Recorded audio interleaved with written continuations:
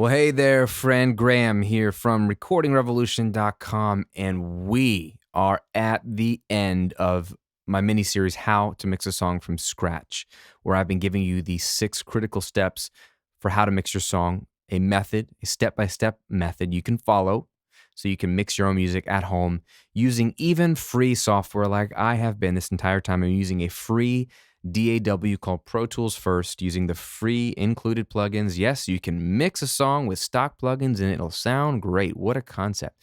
I'm here to tell you that that's possible and give you the method that you can follow so that you're not being chaotic in your mixing. We've looked at a lot, and in today's final video, we're going to cover a critical step called sweetening. Your mix is not done until it's been sweetened. And this is one of my favorite parts of the mixing process. I teach it wherever I can, and if you haven't heard of it, then this is your video. The goal for a great song is not just to sound good sonically for one moment. Like in that verse, the kick drum sounds great, the vocal sounds great, the synths sound great, the cymbals are nice and crisp, you got a cool delay on the vocal. It's great for that moment. That's not enough. We have to make a song sound great over time. During the 3 minutes, 4 minutes, depending on what kind of music you write, 20 minutes, you need that song to sound exciting, interesting, and be engaging to the listener at every turn and at every moment. Otherwise, the listener, whether it's on Spotify or on the radio or on iTunes or whatever, they will change the station. They will swap to a new song, as my kids call it, swap to a new song. They will find something else to listen to because they've lost interest. It might have been cool, but if it's not sweetened well, what I'm about to show you, then the song might really only be cool for a minute. So this is very common where you've got a verse, sounds cool. First chorus after that comes in, sounds cool, you got the hook. People now get a feel for what the song's all about. And then verse 2 rolls around, and it sounds basically like verse 1, just with new words. Well, that's a problem because people's attention spans are so much shorter than they used to be. And even 50 years ago, people want to hear variety. They want to have something new to listen to every moment. And if verse 2 is basically the same as verse 1, they will move on mentally. And now with so many other pieces of music to choose from and so many other tools to allow us to stream anything we want in the world at any point, there is more competing for our listeners' attention than ever before. So sweetening is very, very important. And I think it is a very fun part of the process. Okay, what does sweetening involve? It can involve lots of things. There's no one way to sweeten a track. It can involve volume automation, meaning you turn things up or down throughout the song depending on what you want to hear more of or less of. For example, I do this with the delays and reverbs. In the last video, I showed you reverbs and delays, and I've already offline automated, let's say, the level of a delay. Here is my lead vocal, and right here you can tell that I've automated it up and down at different points to make the echoes or the repeats stick out more or less at different parts of the song. Okay? Same is even true in the reverb. There's a little more reverb you can see on my lead vocal in the verses. That's the room reverb than there is anywhere else. So you can do something as simple as some automation on an effect, a volume, whatever you need. The lead vocal volume here, I've got some automation as well to make certain parts of a word stick out even more. But sweetening can also be introducing different elements into the song or muting a part for a moment so that when it comes back in, it sounds more of a contrast. There's so many different things that make a song sound good from start to finish. And the more you sweeten, the more you'll realize it goes back to arrangement. You're going to see why in verse 1 of this song, I recorded it like this. I was on the wrong side of a smoking gun. But in verse 2, I took away the guitars and put an electric piano. I was on the inside of a murderous mob. We stood up for what's right. Or you'll also notice why I have an organ in the choruses here. Not spending the rest, holding on to what I've done. But I didn't put it in the very first chorus here. Holding on to what I've done.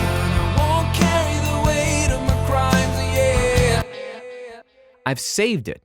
I've saved it for later. So that chorus 2, like, oh, that's even cooler now. Now there's an organ. They won't know what it is, or maybe they will. The point is they feel something different at each point of the song. And the song is arranged in such a way that it skips a lot of the hard work in the sweetening stage. This just comes from years and years of being a songwriter, years and years of being a producer, years and years of being a mixer. You start to realize, if I just do it right at the beginning, there's less work to do later. And that's where sweetening starts in arranging. But there's still more you can do. And I want to show you a couple things we can do in this mix to sweeten it even more. So now that I've cast the vision for you, let's do some of this in practice.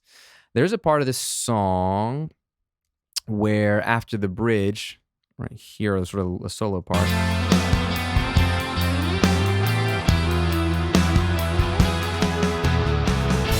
spend the rest of my life holding on to what I've done. Won't carry the weight of my crimes, yeah.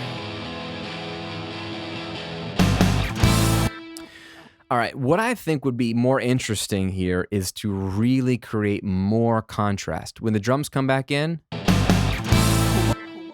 that's cool, but let's make this pop even more. And one idea I had while I was working on this song, I was thinking all along, was it would be really actually cool if we really thinned out these guitars here. So what I'm thinking we might do is go ahead and add an EQ on these guitars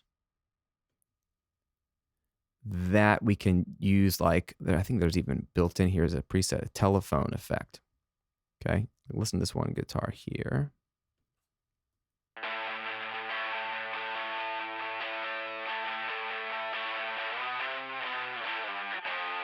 Right? Let's copy that over to the harmony guitar.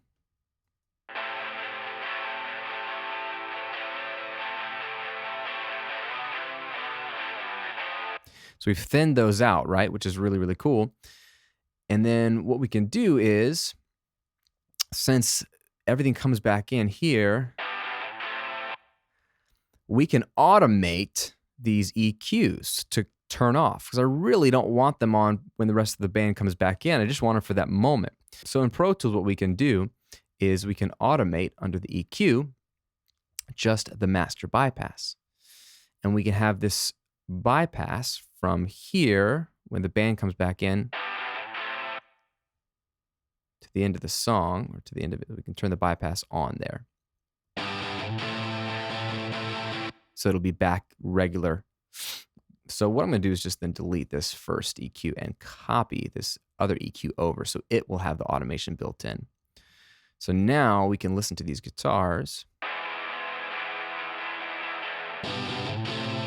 So they cut back in. And now we can listen to this in context with everything else in the mix. I'll spend the rest of my life holding on to what I've done. Won't carry the weight of my crimes, yeah.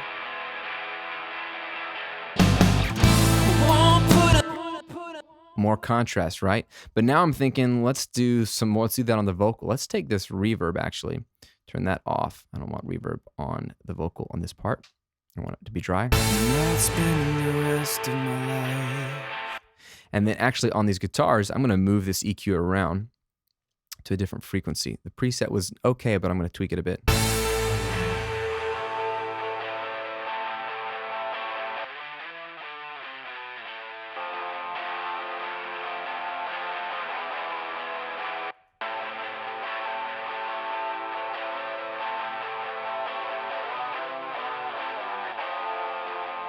It's a little less harsh. I like that frequency better.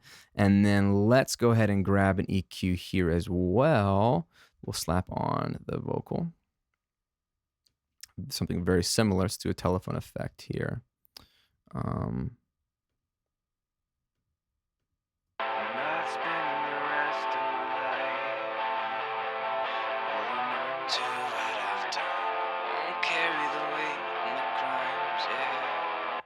So it's a little thinner. I brightened it up a little bit.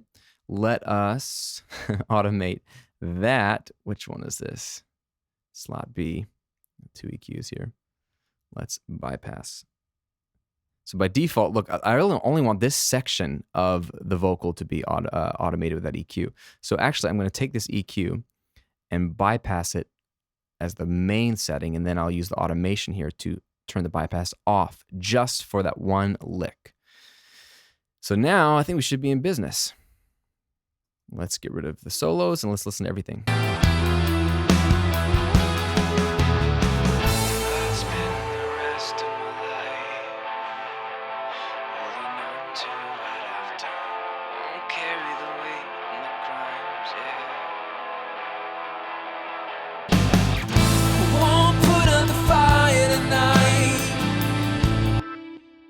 Huge contrast, right? You go from the big sounding song to this very mid-range focused guitar and vocal part. So you're taking away the low end, which fills up the bottom. You're taking away the clarity up top. And then for a moment, you make the listener have their ears get used to that mid-range thing. You go, oh, that's cool. It sounds different.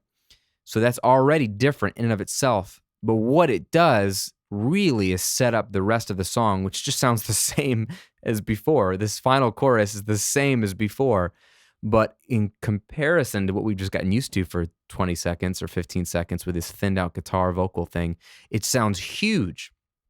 That's all mixing is tricking the listener to have these contrasts. You're like, wow, this sounds huge when everything comes back in. Well, it's the same as what you were used to. We just took a break from that sound to get your ears used to something different, so when it comes back in, it pops. It's a huge way to sweeten the track and make this more interesting. Another thought I had was at the end of this mix here, I think I had the arrangement just kind of pushed to a final downbeat.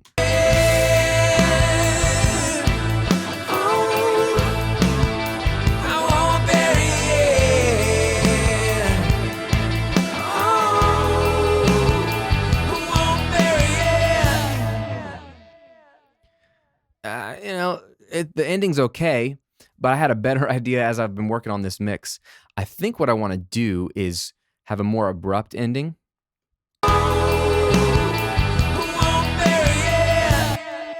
So I want to get rid of these final notes here. So I'm going to trim back this guitar here for the final beat. Trim this back here. I'm going to take these parts and delete them.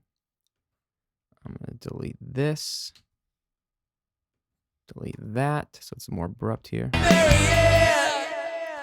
And then what I want to do is I want to take the delay and I want to automate the mute on the delay so that it cuts off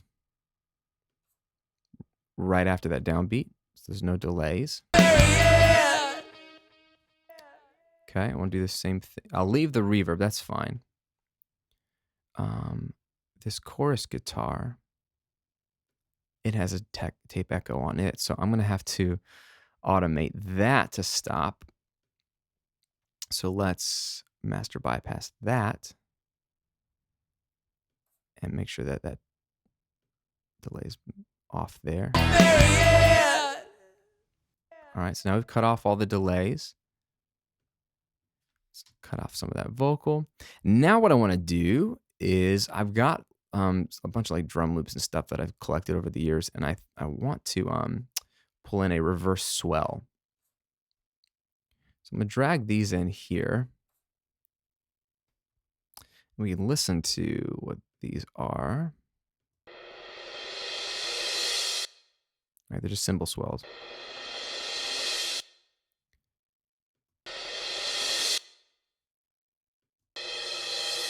So what I'm going to do is just grab one of these, cut it. I'll delete all these other ones. And I'm just going to paste it here at the end.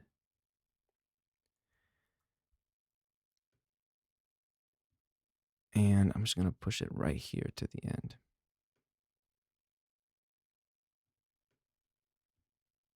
To fade up on it.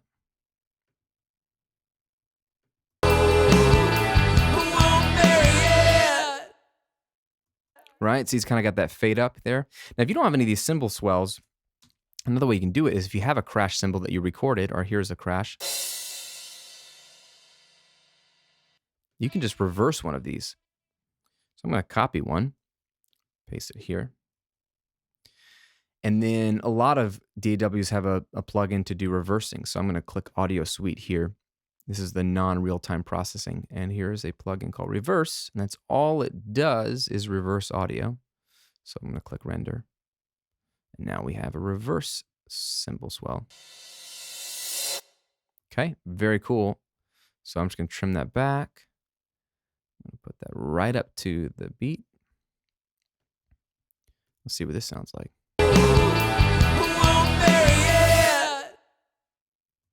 Yeah, and then I'm just going to turn that up a little bit and go to the volume automation here. Turn this up a bit.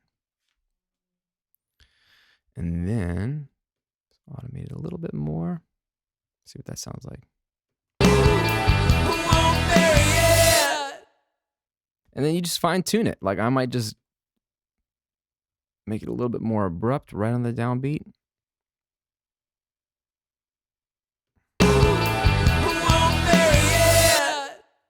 And then I might, I'm kind of getting irritated by these vocals. So I might have those cut off abruptly. Let's just delete that a little bit. And that doesn't work.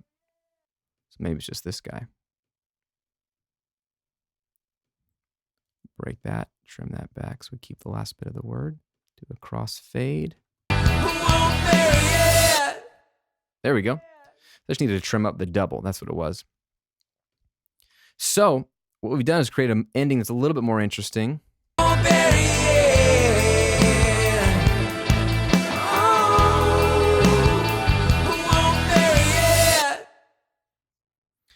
And that's a good example of sweetening. I thought the ending was okay. And so instead of letting it be okay, I wanted to make it more interesting. I thought the bridge where it cuts out and there's those two guitars was okay, but I thought let's make it more extreme and more compelling. So we thinned them out with EQ. Same thing with the vocal. I've turned delays up or down, reverbs on or off. You could take away a harmony that you have everywhere and only bring it in certain elements. You could have lots of harmonies at the beginning and then mute them later on in the song. You could take away guitars like I did in verse 2, so it's just bass drums, and then introduce an electric piano. You could add a tambourine track or some kind of percussive track throughout the song on different places just to lift the energy. You could change up the drum beat on a second verse or a bridge. Whatever you can do to make every moment of the song interesting. And here's the test. You want to go through the song systematically. Intro, verse 1, pre-chorus, chorus, whatever your flow is, and ask yourself, what would keep the listener engaged in this next section? Is this just a rehash of what I've done before with just new words? Okay. What would keep the listener engaged? And that's very, very important to do, is keep the listener engaged. That's all sweetening is. It's sweeten a really good mix, hopefully, make it interesting, not just in one snapshot of the song, but over the course of the song, over the 2, 3, 4, 5, 6 minutes, whatever it is, make it interesting from start to finish. And once you do a lot of this, you'll get lots of great ideas. Listen to some of your favorite records and see some of what they're doing. You'll notice the sweetening. You'll notice the arranging happening either in the mixing stage or before, and just take clues from those records that you like, and you can really, really hear a difference. And what I thought would be cool real quick before we end our time here is just do a quick snippet of this mix that we've got so far, which is pretty close to being done. I might do some tweaks to this afterwards or do a car test. I'm not sure. Let's do a snippet of what this sounds like and then what it sounded like before any of the processing. Won't put up the fire tonight. I light it up and let it burn. Won't silence the truth in the night. Yeah, I won't bury it. Oh, I won't bury it. Oh, I won't bury it. Won't put up the fire tonight. I light it up and let it burn. Won't silence the truth in the night. Yeah, I won't bury it. Oh, I won't bury it. Oh, won't put up the fire tonight. I light it up and let it burn. Won't silence the truth in the night.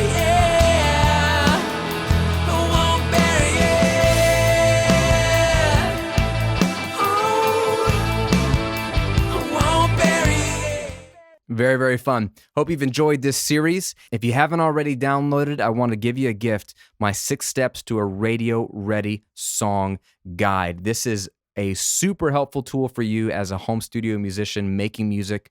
I know you want to make it sound as good as humanly possible. And in this video series, we've covered one of those 6 steps, mixing. I briefly touched on in this video arranging, which is one of the other 6 steps. Recording is just one of the 6 steps. And there are 3 other steps to those 3 steps that you really have to take your songs through from start to finish for them to sound good enough, really, to play on the radio. Even if they never go on the radio, you want them to sound that good. And so I've got this guide. Think of it as a companion to go with this video series to walk you through all the things we're talking about and then some. And you can get it for free at radioreadyguide.com. I'll put the link here in the video and in the description box. Don't want you to miss this. It's absolutely free. I think it'll be very, very valuable to you if you take action on the stuff inside. Lots of nuggets, lots of tricks, but really a good framework for how to produce music from top to bottom is inside this guide. So go to radioreadyguide.com. If you've liked these videos, subscribe to the channel. That way you'll be up to speed on when the next video is released and anything else I'm doing here. Thanks for being a part of this How to Mix a Song from Scratch series. Again, I'm Graham from recordingrevolution.com. It's been an honor spending some time with you. I'll see you on another video soon.